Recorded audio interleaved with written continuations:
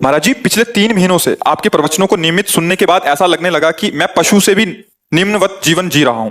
अब आपके प्रवचन सुनने पर जीवन बदलने की प्रेरणा मिलती है। महाराज जी, मेरा शरीर पुरुष का होते हुए भी अलग अलग पुरुष शरीरों के साथ यौनाचार जैसे घृणित पाप कर्णों में रोज रोज लगा रहता था। अब आपके प्रवचनों से प्रेरित होकर कुछ समय से बड़ी मुश्किल से अपने आप को कंट्रोल करके रखा है, फिर भी मन बार बार वही सब करने को करता है। महाराज जी, वैवाहिक जीवन भी तलाक तक की नौबत आ चुकी है। महाराज जी, आप मेरी अंतिम शरणागति हो, कृपया मुझे इस पापाचरण से बचाने का सत्मार्ग प्रदान कीजिए। मैंने ऐसा निश्चय किया कि हर 2 महीने तक शरीर को पवित्र रखकर आपके दर्शन करने आया करूंगा, ताकि आपके दर्शन की प्रेरणा मुझे इस पाप कर्म से दूर रखे तथा इससे मुझे निवृत्त कर सके। पहले तो हम आपका धन्यवाद देते हैं कि अभी आप में इतना आत्मबल बचा है कि आप अपनी कमी को सभा में रख रहे हैं।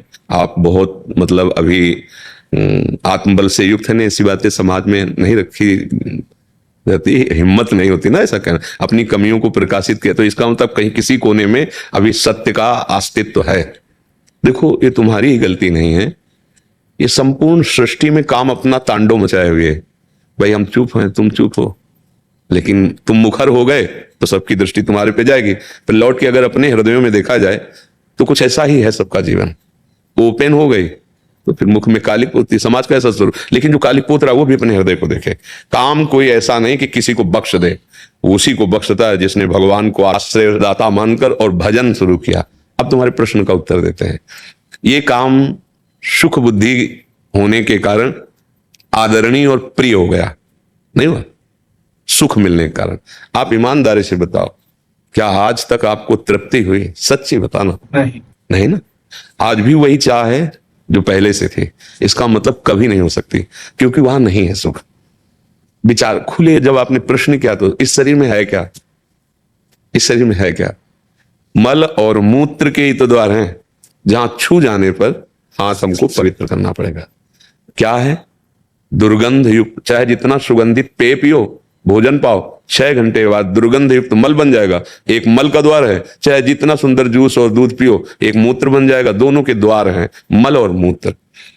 उसके सेवन का केवल एक ही मार्ग बताया गया है कि संतानोत्पत्ति रूपी जो भगवान की सृष्टि का क्रम है, उसकी पूर्ति के लिए काम का आदर किया गया है। भगवान ने कहा धर्मयुक्त काम मैं हूं, अर्थात जो ये सृष्टि जनित क्रिया है, संयम के द्वारा संतान उत्पत्ति करने के लिए ये जो पाणी ग्रहण संस्कार किया जाता है, इसकी ये वैराग्य को प्राप्त हो जाएगा, घृणा को प्राप्त हो जाएगा, और वो सच्चे मार्ग का पथिक बन जाएगा।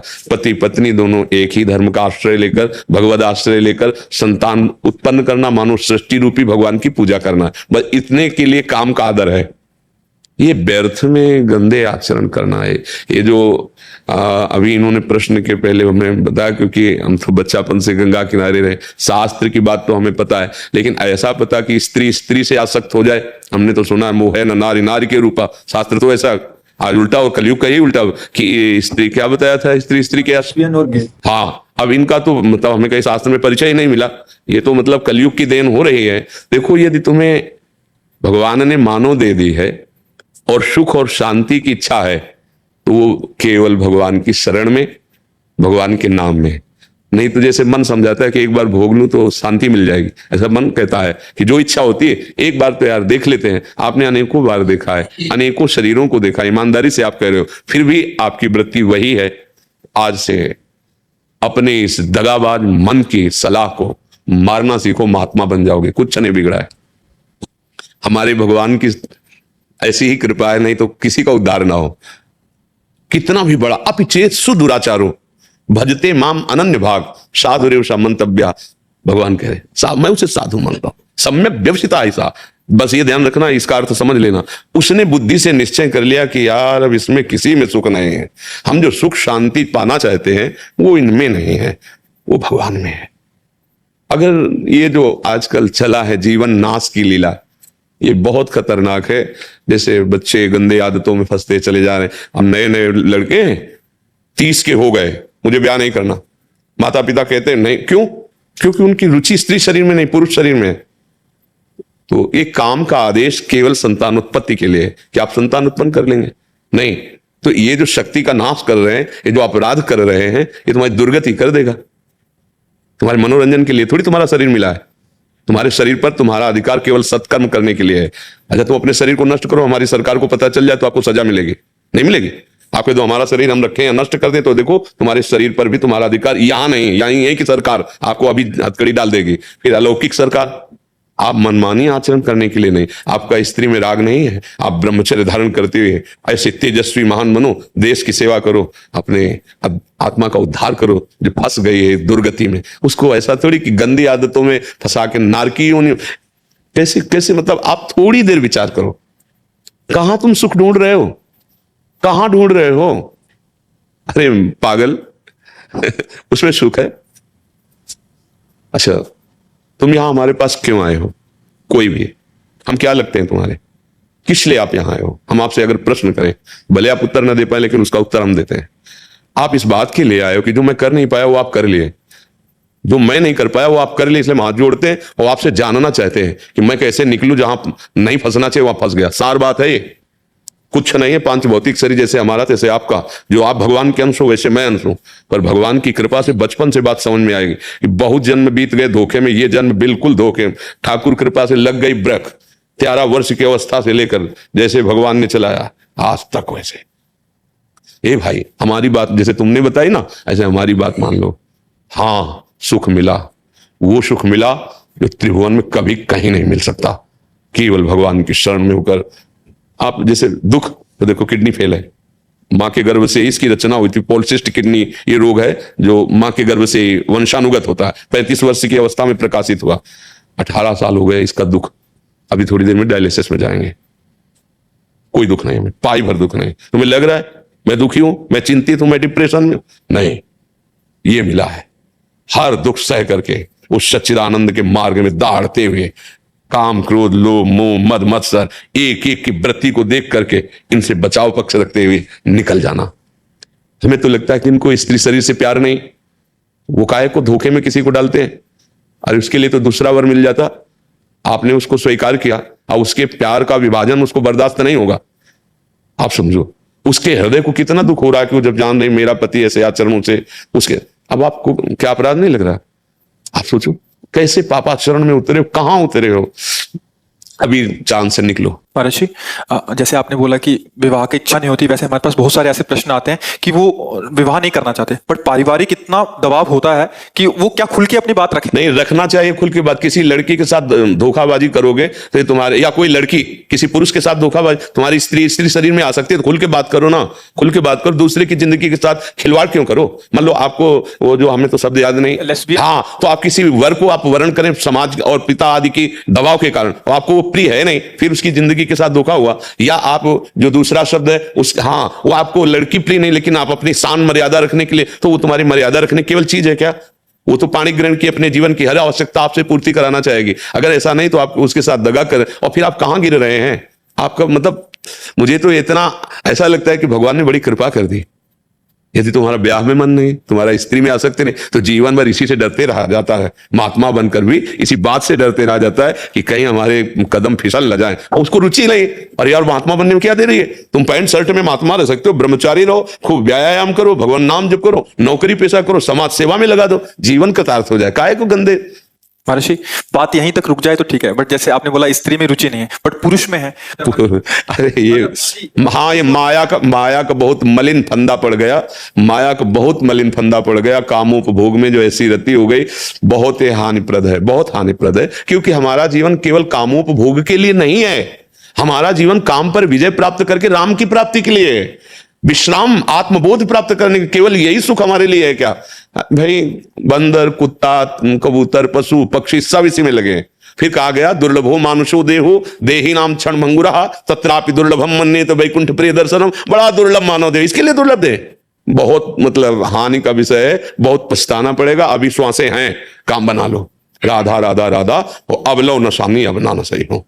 कोई भी गलती सुधारी जा सकती है, अभी समय है, अभी प्राण है शरीर पे, नहीं फिर तो चांस ही नहीं है।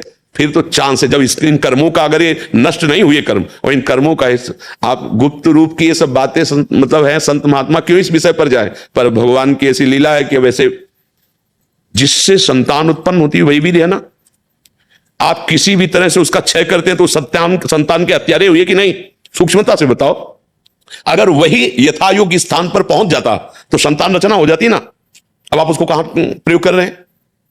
वही संतान है ना, उसमें जीव है, वो व्यर्थ नहीं है, महापापी हो जाओगे। इसलिए बुद्धि भ्रष्ट हो जाती है और दुर्गति को प्राप्त होती है। चाहे अभी जो शब्द आप बोल रहे हो ये तुम्हारे सुधार के लिए बोल रहे हैं। यदि तुम्हें स्त्री शरीर प्रिय नहीं, पाणी ग्रहण करने की भावना बिल्कुल मत रखना, क्योंकि केवल पाणी ग्रहण संतान उत्पत्ति सृष्टि पूजा के लिए तुम ब्रह्मचर्य रहकर समाज की सेवा कर सकते हो।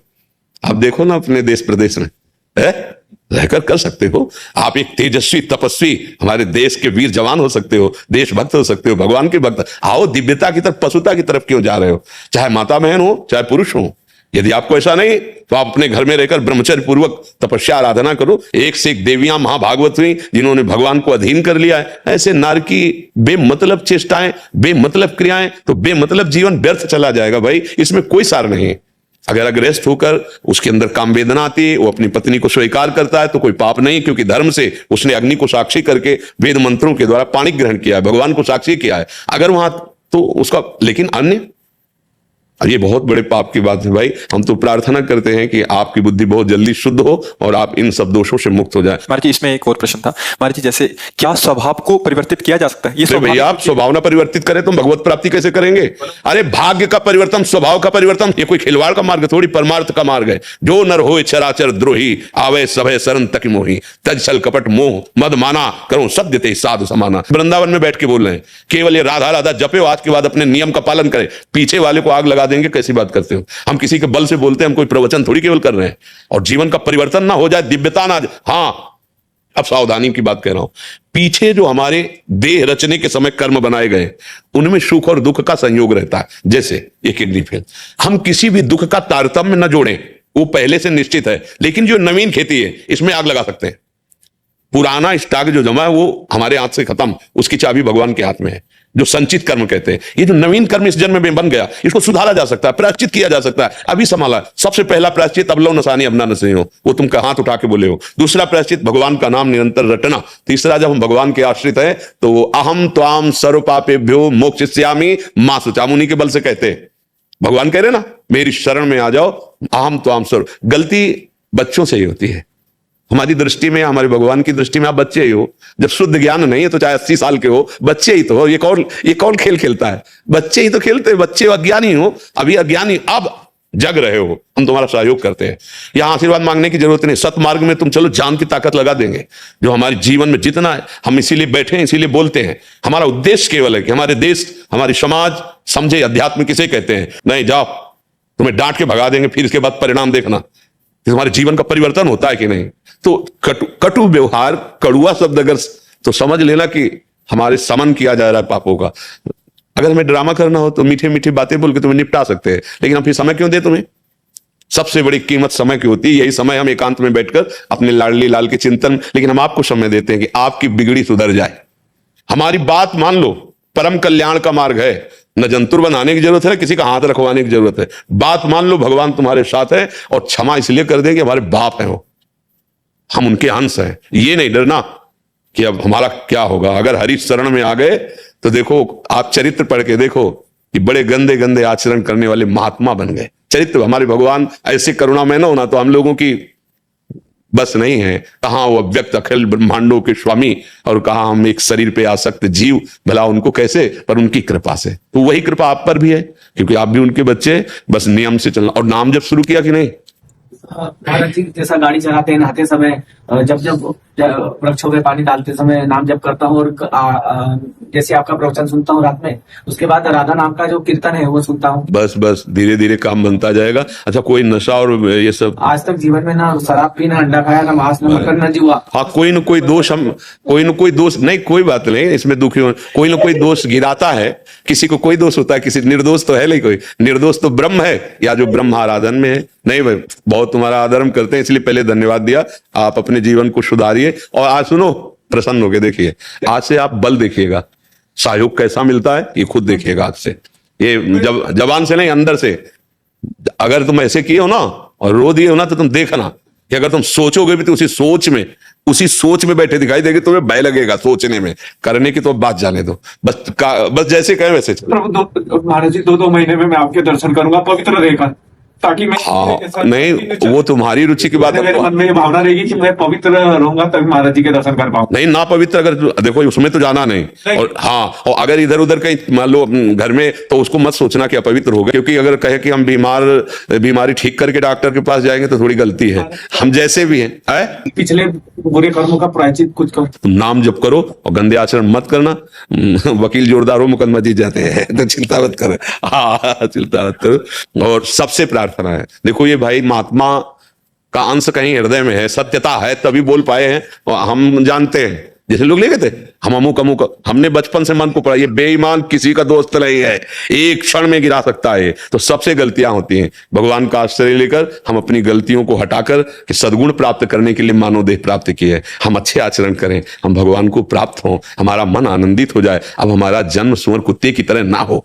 भी मनुष्य जन्म है यार, मनुष्य जन्म है, इसको ऐसे गंदी बातों में मत काटो। और जो नहीं समझना चाहेंगे वो भगवान की बात नहीं समझते, फिर हम तो उनके दास हैं, कैसे समझे। व्यर्थ में ब्रह्मचर्य नष्ट करना मृत्यु पाप, इसके सिवा और कुछ नहीं है।